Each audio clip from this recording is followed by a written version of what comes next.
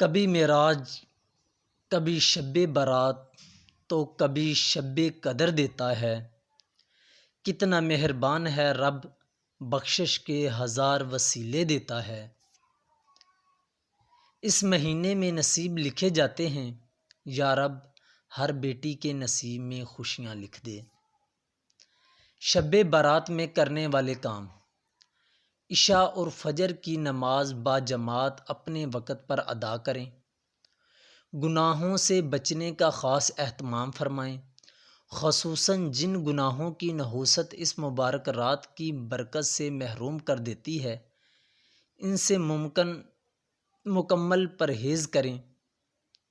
خواہ اس رات نفلی عبادت، ذکر اور جاگنے کی توفیق نہ ہو، مگر گناہوں سے بچنا پھر بھی ضروری ہے۔ بلکہ اس رات میں نفلی عبادت سے زیادہ ضروری گناہوں سے بچنا ہے۔ اس رات میں توبہ استغفار کا اہتمام کریں اور شب برات کے نام پر ہونے والی بدعات اور منکرات سے سختی کے ساتھ پرہیز فرمائیں۔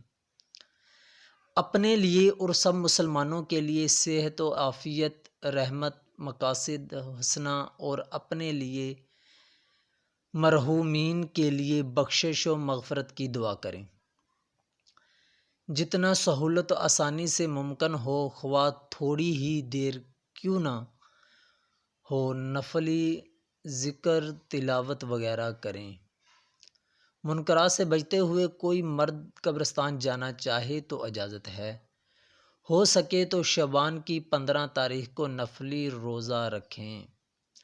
یہ کام عوام کی آسانی کے لیے لکھے گئے ہیں۔ بذات خود یہ تمام کام اور ان کی ترتیب شب برات کا لازمی اور ضروری حصہ نہیں۔ جب بھی غلطی کا احساس ہو تب ہی معافی مانگ لیا کرو۔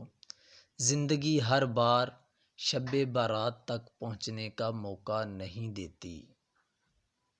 جن دوستوں نے ہمارا چینل سبسکرائب نہیں کیا، سبسکرائب کر دیجیے اور ساتھ دیے گئے بیل آئیکن پر کلک کر کے آل کر دیجیے تاکہ آنے والی تمام ویڈیوز آپ کو آسانی سے مل سکیں۔